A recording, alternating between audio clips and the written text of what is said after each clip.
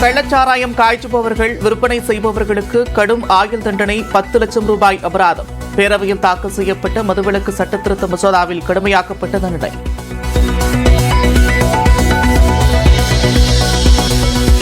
பூரண மதுவிலக்கை உடனே கொண்டுவர முடியும் என்ற சூழல் தற்போது இல்லை. ஒரு மதுக்கடையை மூடினால் அருகே உள்ள மற்ற கடைகளில் வாங்கி மது அருந்துகிறார்கள் என்று அமைச்சர் முத்துசாமி பேரவையில் விளக்கம். அரசு விற்கும் மதுவில் கிக்கில்லாததால் கள்ளச்சாராயத்தை சிலர் விரும்புவதாக பேரவையில் அமைச்சர் துரைமுருகன் பேச்சு. உடல் வெளியை போக்க விரும்புபவர்களுக்கு அரசாங்கம் விற்கும் மது சாப்ட் ட்ரிங்க் போல மாறிவிடுகிறது என்றும் கருத்து.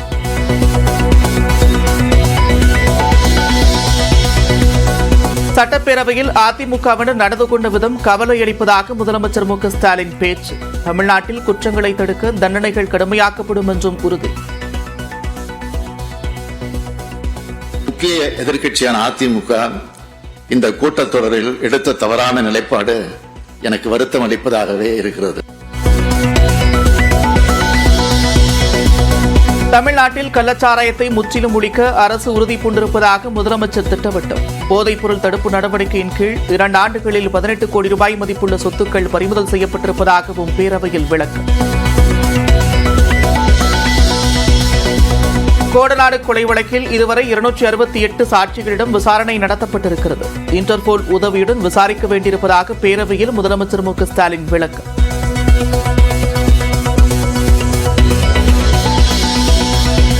காவல்துறை மானிய கோரிக்கையில் 100 அறிவிப்புகளை வெளியிட்ட முதலமைச்சர் மு.க.ஸ்டாலின்.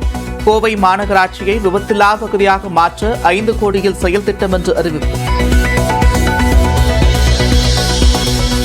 தமிழ்நாடு சட்டப்பேரவையில் மானிய கோரிக்கை மீதான விவாதங்கள் நிறைவு.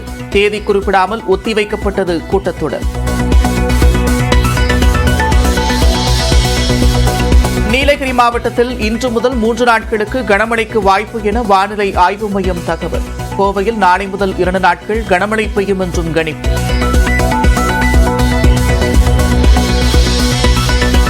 நீட் தேர்வு வினாத்தால் கசிந்த விவகாரத்தில் தீவிரமடையும் விசாரணை. குஜராத்தில் 7 இடங்களில் ரெய்டு நடத்தும் சிபிஐ. சாத்தூர் அருகே பந்துவார்பட்டி பட்டாசு ஆலையில் நிகழ்ந்த வெடிவிபத்தில் 4 தொழிலாளர்கள் பலியான சோகம். உயிரிழந்தவர்கள் குடும்பத்திற்கு 3 லட்சம் ரூபாய் நிதியுதவி வழங்கப்படும் என்று முதலமைச்சர் அறிவிப்பு. லடாக் அருகே ஆற்றை கடக்க முயன்ற ராணுவ பீரங்கி வெள்ளத்தில் அடித்து செல்லப்பட்ட சோகம். 5 ராணுவ வீரர்கள் உயிரிழந்த நிலையில் பாதுகாப்புத்துறை அமைச்சர் ராஜ்நாத் சிங் இரங்கல்.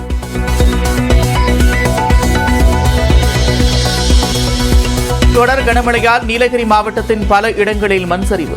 தேவாலா மலைச்சாலையில் போக்குவரத்து நிறுத்தப்பட்டிருக்கும் நிலையில் சரிந்து விழுந்த மரம்.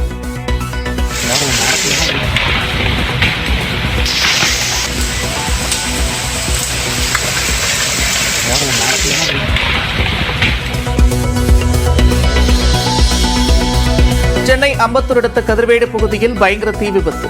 வாகன திரவை பேக்கிங் செய்யும் குடனில் பற்றிய தீயை அணைக்க போராட்டம்.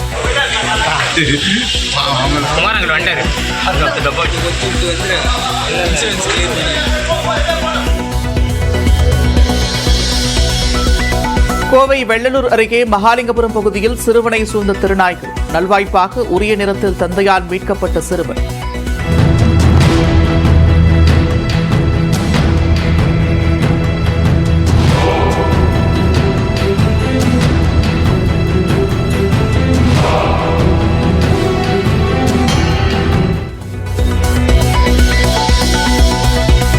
சென்னை சேப்பாக்கத்தில் நடைபெற்று வரும் டெஸ்ட் போட்டியில் இந்திய மகளிர் அணி வரலாற்று சாதனை.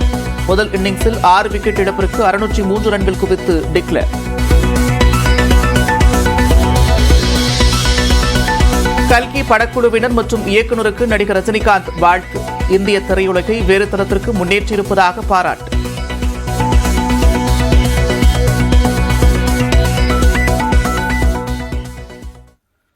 தமிழகத்தில் கள்ளச்சாராயத்தை முற்றிலும் ஒழிக்க அரசு உறுதி பூண்டிருப்பதாக முதலமைச்சர் மு.க.ஸ்டாலின் திட்டவட்டமாக தெரிவித்திருக்கிறார்.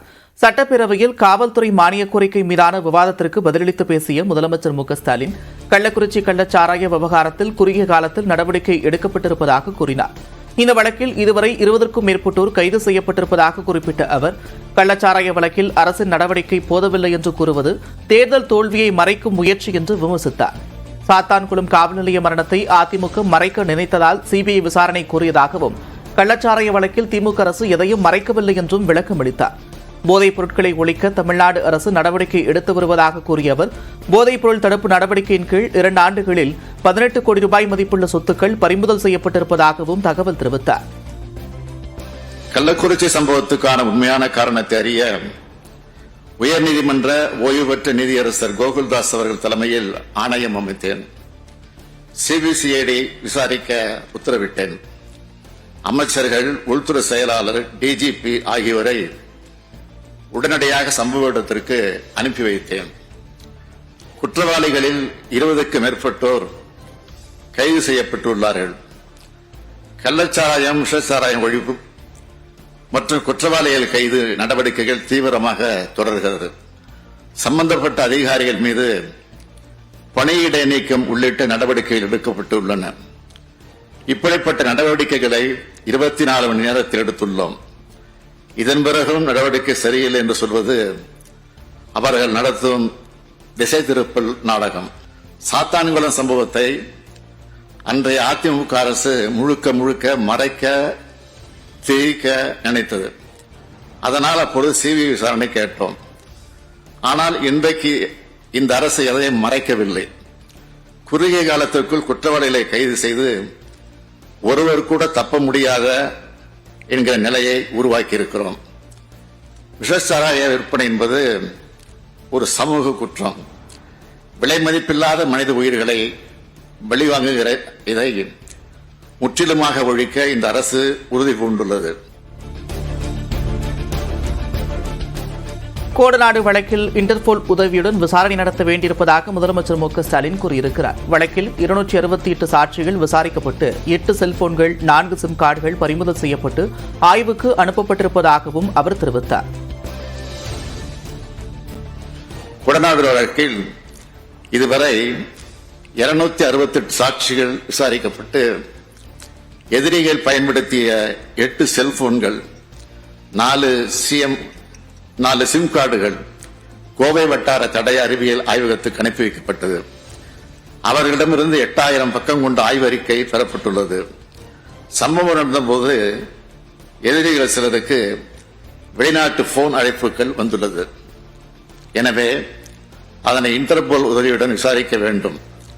மேலும் சிலருக்கு இதில் தொடர்பு இருக்கிறதா என்ற கோணத்திலும் விசாரித்து வருகிறோம். தமிழ்நாடு இந்தியாவின் தலைசிறந்த மாநிலமாக வளர்ந்து வருவதாக கூறிய முதலமைச்சர் ஸ்டாலின், தொழில், கல்வி, உட்கட்டமைப்பு என அனைத்து துறைகளிலும் வளர்ந்து வருவதாக பெருமிதம் தெரிவித்தார். முக்கிய எதிர்க்கட்சியான அதிமுக சட்டப்பேரவையில் எடுத்த முடிவு வருத்தமளிப்பதாக தெரிவித்த ஸ்டாலின், ஒருபுறம் தேர்தல் தோல்வி, மறுபுறம் சொந்த கட்சி நெருக்கடி ஆகியவற்றிலிருந்து தப்பிக்கவே அதிமுக பேரவை நடவடிக்கைகளுக்கு குந்தகம் விளைவித்ததாக விமர்சித்தார். தமிழ்நாடு இன்று இந்தியாவின் தலைசிறந்த மாநிலமாக உயர்ந்து வருகிறது.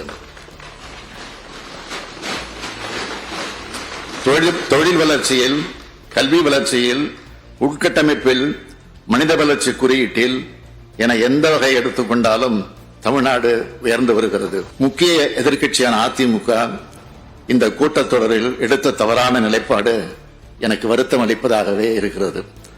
ஆக்கப்பூர்வமான விவாதங்களுக்கு பதில் சொல்வதற்கு நாங்கள் எப்பொழுதும் தயாராக இருக்கிறோம்.